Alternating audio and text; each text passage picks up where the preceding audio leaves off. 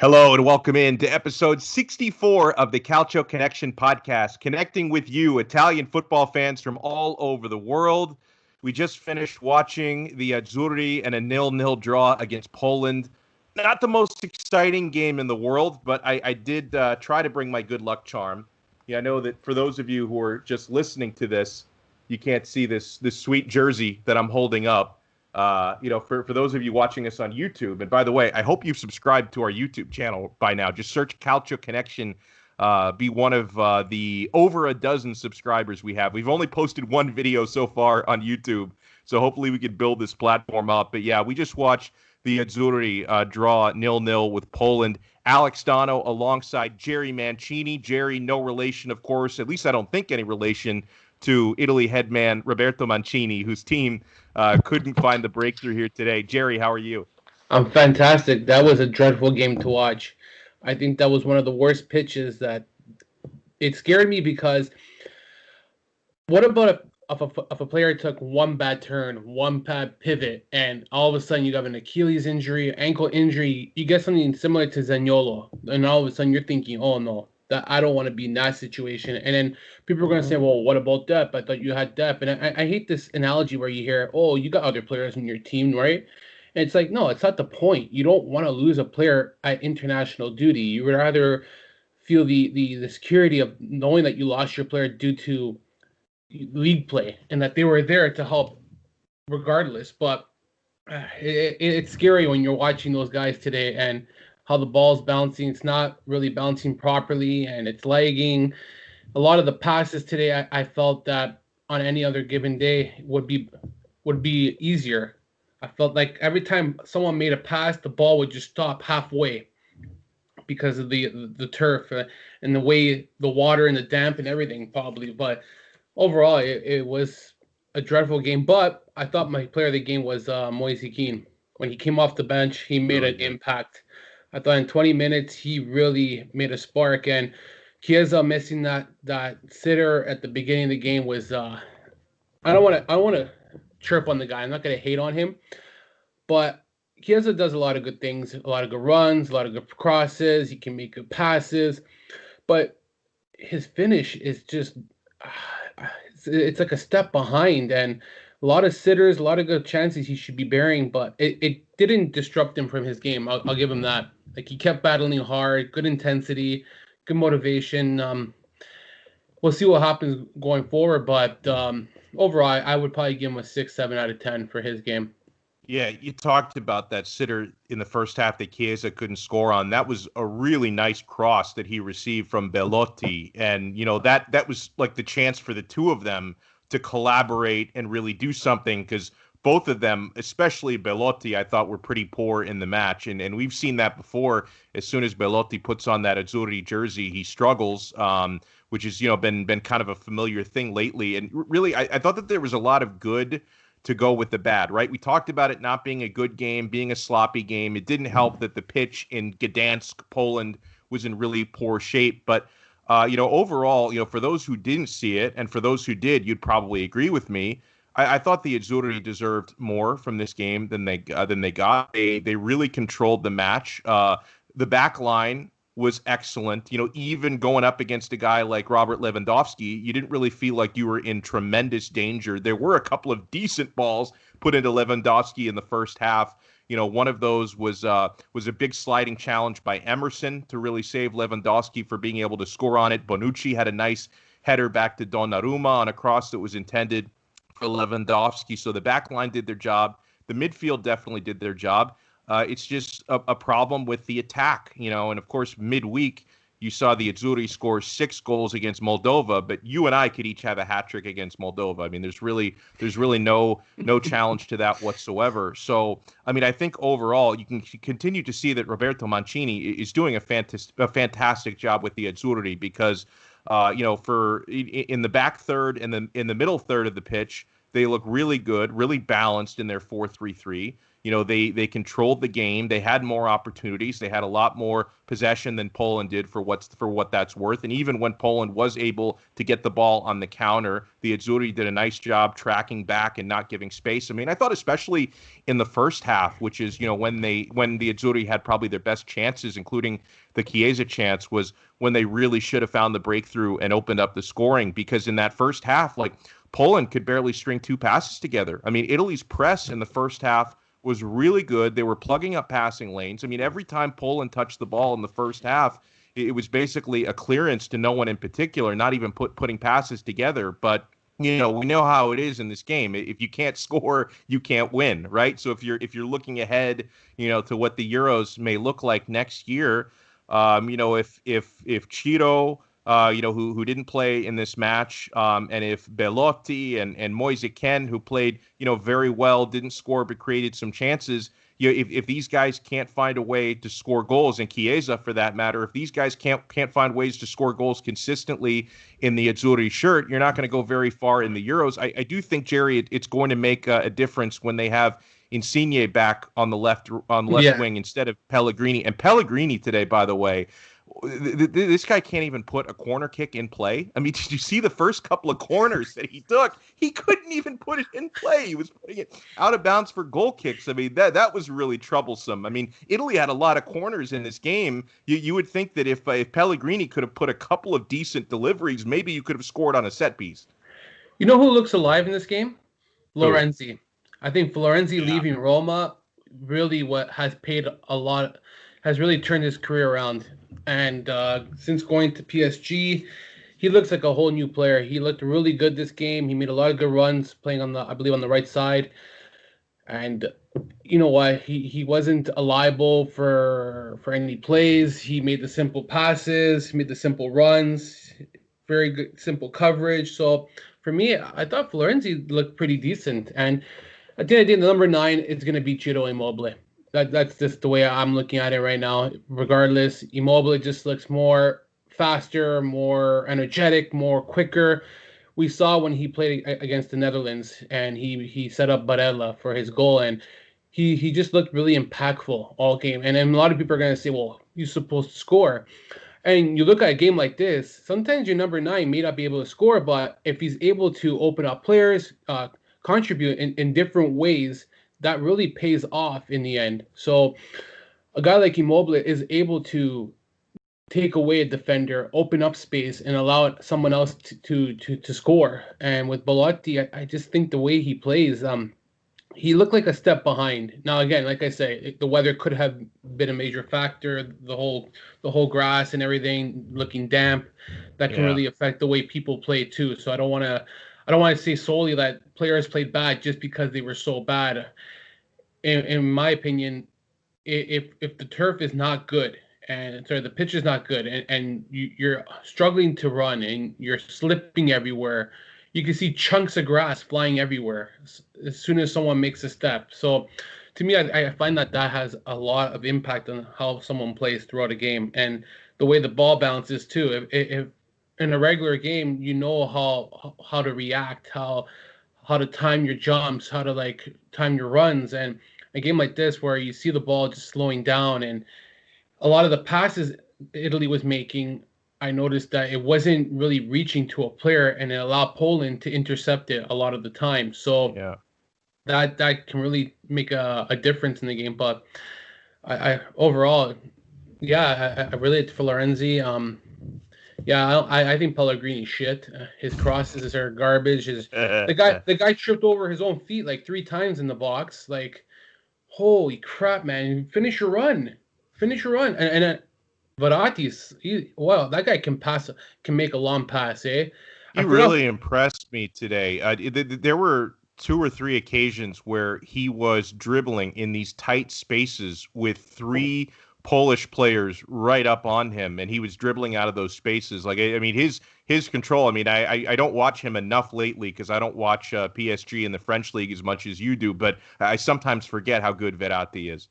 Oh, he's actually superb in the French league, and he can make good passes, good reading. He reads the game very well, and he covers a lot of space. I think that's where he's really effective, is that he covers a lot of the midfield, and that's something a lot of players can't do. So I really do like Verratti. I wish he didn't play for PSG. He should be back playing in Italy, but that's a whole different case. But overall, yeah, decent game from Italy. Can't complain. I thought Donnarumma was good when he had to be. Wasn't really tested, but when he was, he was decent. I do believe that we'll see Chiellini start next game. I know that Cherby's on a yellow, so I don't expect him to be playing next game. Probably see Chiellini, Bonucci. I don't know who else they have called up right now. Bonucci was good in the game. I can't complain about his performance whatsoever. Yeah, I think I mentioned Emerson Palmieri making a great defensive play. He also looked pretty lively in the attacking third, but again, just had trouble finishing. Like although a scoring chance that he had, which was maybe one of Italy's top two chances in the second half, I thought he took a little bit of a shove. It was one of those things where it like wasn't enough to be a clear penalty, but it was enough to alter his movement so he couldn't get a final touch on the ball. So it was like, it was one of those things where I almost felt like if he had gone down, he might have gotten the penalty call, but instead he stayed up to try to finish it. And there was also an instance where, Moise Kean, who's strong as hell, like he really got like shouldered over, but he stayed on his feet in the box. And maybe if he'd gone to ground, he might have gotten the call, but he didn't got the call because he stood on his feet. But it is what it is. I mean, I'm certainly I'm somewhat satisfied with the way they play, but the Azzurri certainly did not really address any of the concerns we have about goal scoring and finishing. So let's move on from that and back into Serie A.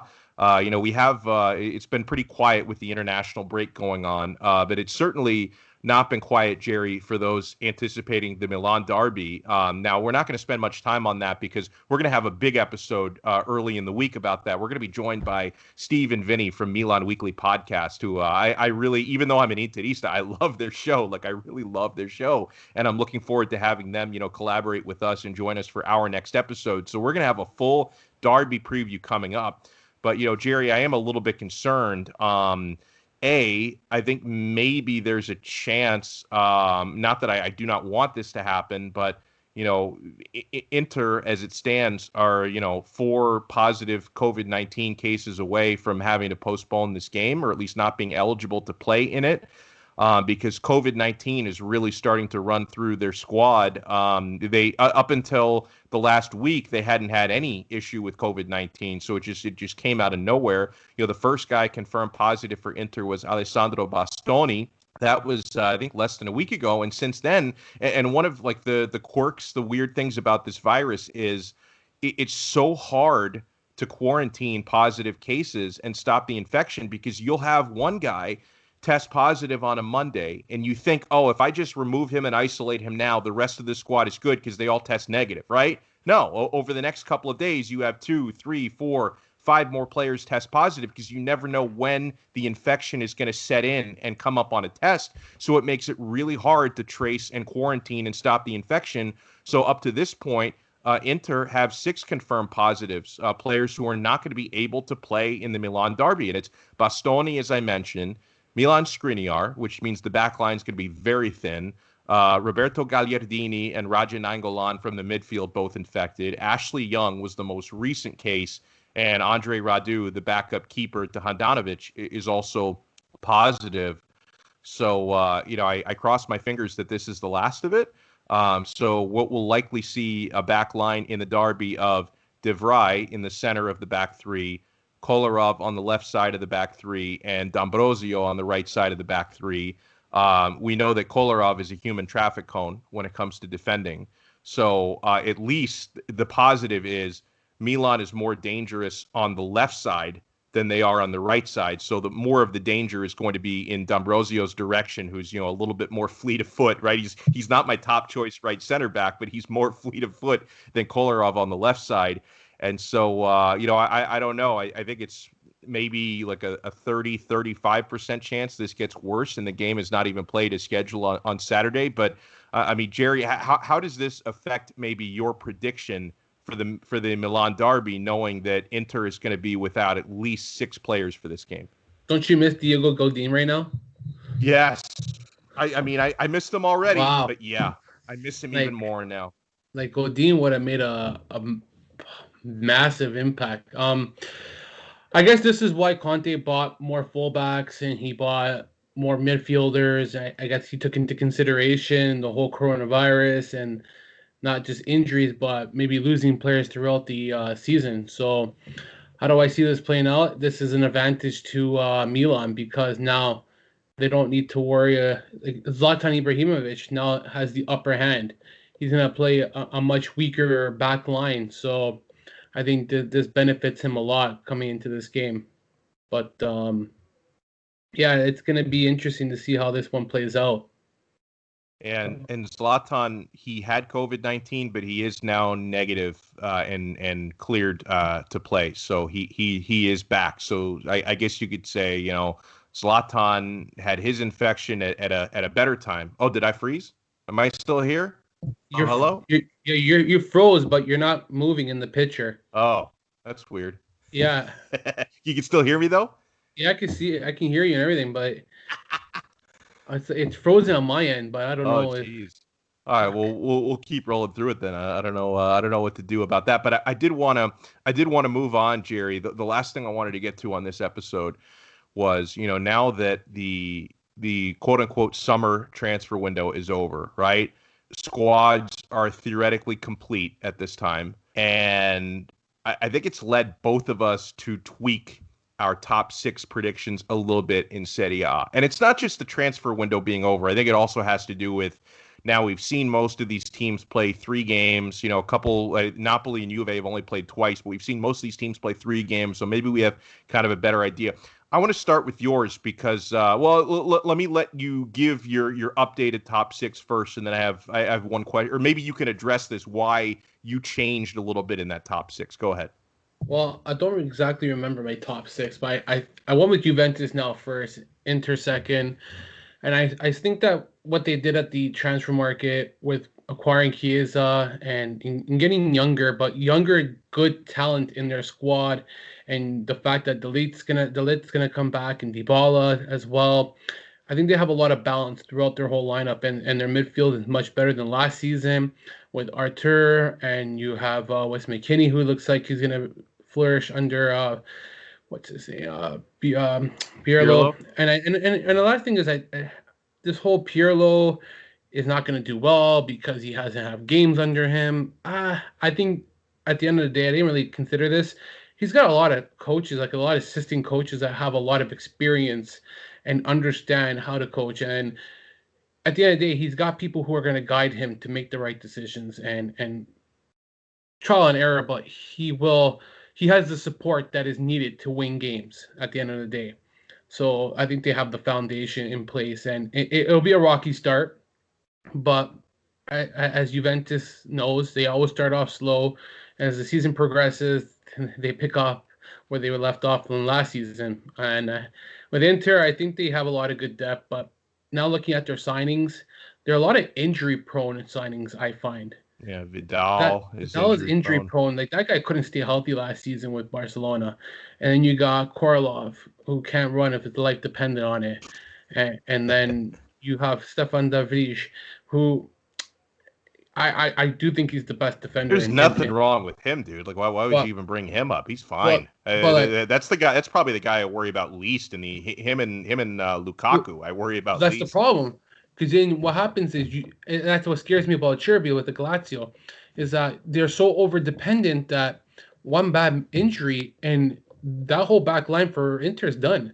If Stefan de Vrij goes hurt, I think that whole back line is a disaster from top Probably. to bottom. Okay, it doesn't matter what you have. Skriniar and you have Bastoni. Those guys are good, but I feel like they're good because Stefan de Vrij makes them better and with his presence and like it's the same with Lazio where a Cherby goes down, it's very scary and I know a lot of people say, well, you need to go get another Cherby in the market, you need to get another Stefan de Vrij. Inter doesn't have another Stefan de Vrij on the bench. I don't care who Skriniar is, I don't care who Bastoni is. Those guys are good defenders, but they're not elite to what he can produce in 90 minutes per game.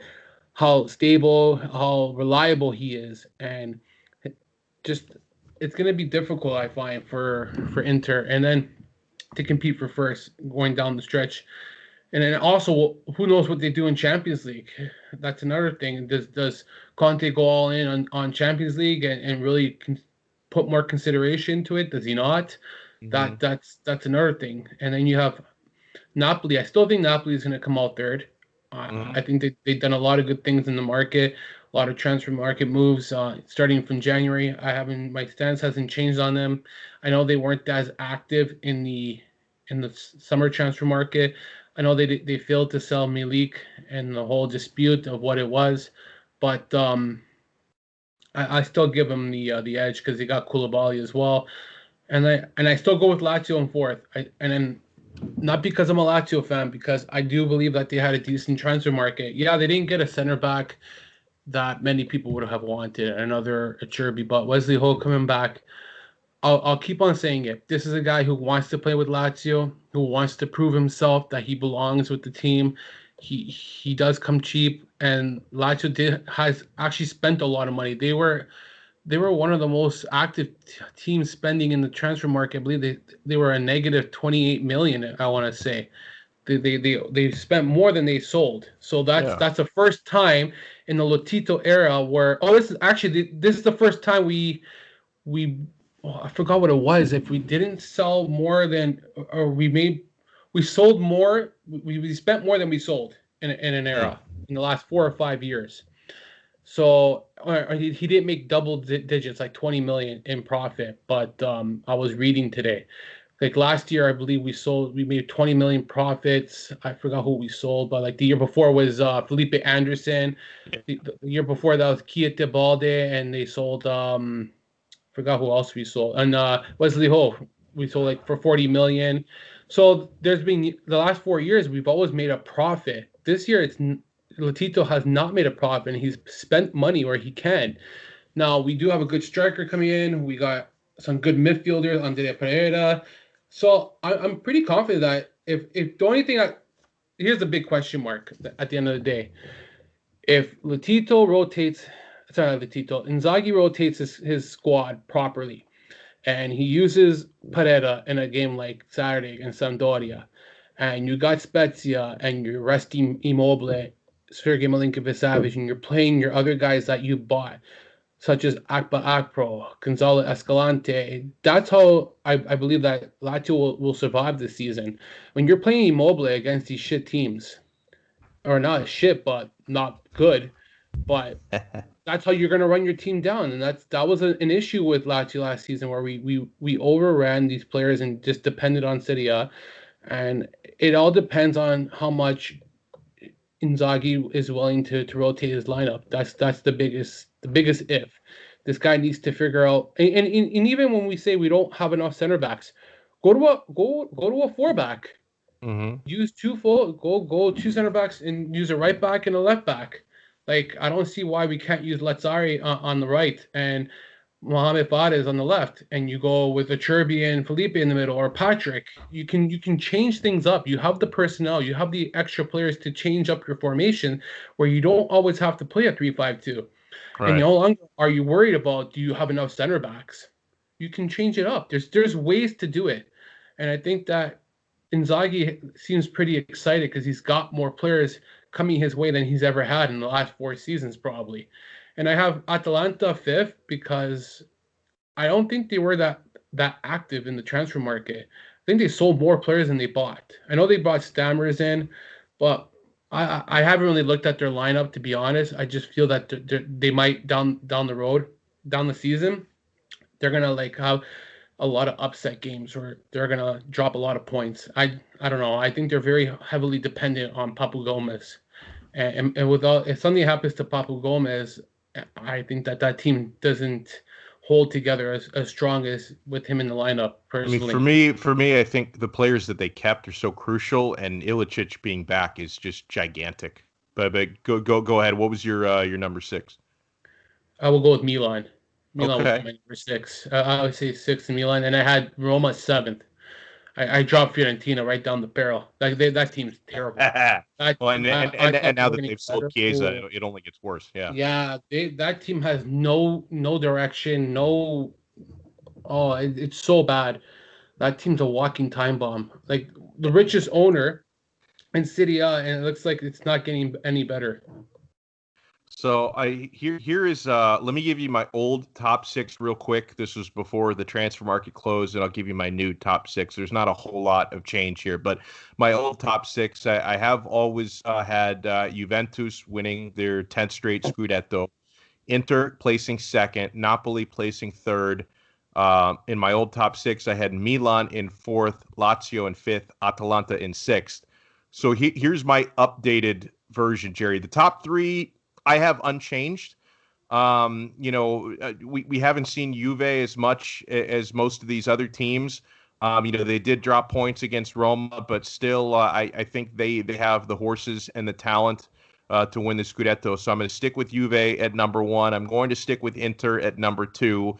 Although, man, if they end up dropping points in the derby because they're missing so many bodies, I'm going to be really annoyed by that.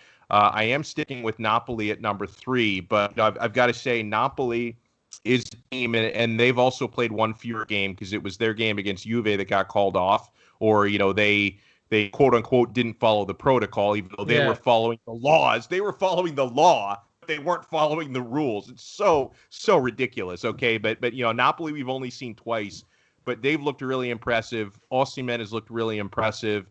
So even though I'm keeping Napoli at number three, I think their stock is rising. Like I'm more convinced about them now than I was a couple weeks ago. So here's my first change, okay, in my top six. I guess I've just been so damn impressed with them so far, including what they did to your team, who I have a lot of respect for. I've got Atalanta. I moved them into my top four. Okay, I moved Atalanta up 2 spots from number six to number four. I kind of felt like I was a little bit harsh on them originally having them number six.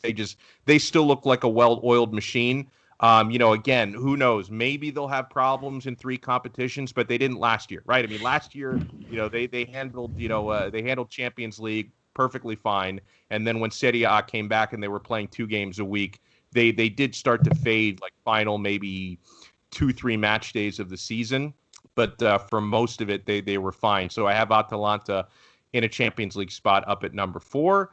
So I have moved Milan down, even though God bless them, they haven't dropped any points yet. But still, I'm just so impressed with Atalanta. I moved Atalanta up, and I moved Milan down 1 spot to number five.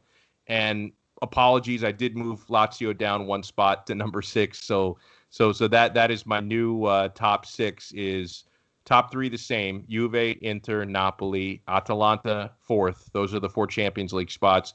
Milan fifth, Lazio six. So that's about all I wanted to discuss today. So any parting comments, Jerry, as we're, a couple days away from a new episode, 4 days away, 5 days away from, I guess 6 days away because we're taping this on Sunday. My math is not strong. 6 days away from Serie A returning. Anything you want to sign off with? no, I love the Lazio doubters all over Twitter. They're bashing me, saying that I'm delusional because we had a poor transfer market when we just spent almost a record fee for a striker of Vedat Marici, who is right behind Lado Zarate as our second highest paid player under the Lotito era. We brought Andreas Pereira, who has high wages, to Lazio, and Lazio has the sixth highest wages I saw today in Serie A. Like That's right. Yeah. that how people say that Lotito is cheap when he has the sixth highest in wages. Like it's absurd. We just re-signed Luis Alberto to a new contract. We just re-signed Ciro Immobile to a new contract. Francesco Acerbi will renew his contract. I believe Milinkovic-Savic was last season. He renewed his contract. So he's building a foundation here. It doesn't just happen overnight. Yeah, like I said, we didn't address the defense as good as we could have. But at the end of the day, you buy two center backs, you don't buy a striker, you don't buy a midfielder. All of a sudden, you hear, "Well, we don't have any backup for Luis Alberto now. We don't have a backup for Immobile now, but we have a backup for Cherby." Like it's always going to be a win-lose situation where you want to cover all three spots, and at the end of the day, they just have so much dead weight that it makes it harder to acquire players too. We bought Dennis Vavro last summer for 10 million. I wish we never bought this guy because I believe that Inzaghi never wanted this guy in the first place. Yeah. I think he's played maybe a handful of games. Spent 10 million for him. Could have bought with that money there. Plus we bought Ritsa Dermisi for 7.5 million. You're looking at 20 million now almost with wages and everything. You could have bought Kumbula when you really look into hindsight, and you bought two players that Inzaghi never wanted, and I think that's the downfall of Tati, that he buys these players where he really likes, but he needs to consult with the manager, because if he's not going to play them, there's no need to buy them. Yeah. There has to be a relationship, like a connection where Inzaghi knows who you're buying and what the game plan is. Because at the end of the day, he doesn't care that you spend 20 million for a player and his value is going to go down. He's going to play the best guys no matter what. Exactly. That's what it's going to come down to. So I mean, look at Conte with Eriksen, right? Yeah. I mean, no matter how much you're paying the guy, he's going to put who he feels is the best. Some of us may disagree with some of Conte's choices, but he's going to play who he wants to play, not who's making the most money or who is the most expensive. I'm curious about that signing, because I don't think Conte ever wanted him personally. I have this feeling that he never wanted Eriksen in the first place. Like the way he uses him, the way he sparingly puts him in, it kind of reminds me of Inzaghi. Like I think that Conte and Inzaghi have like similar traits where if they're not comfortable with a player, they are not going to play a player regardless. Absolutely.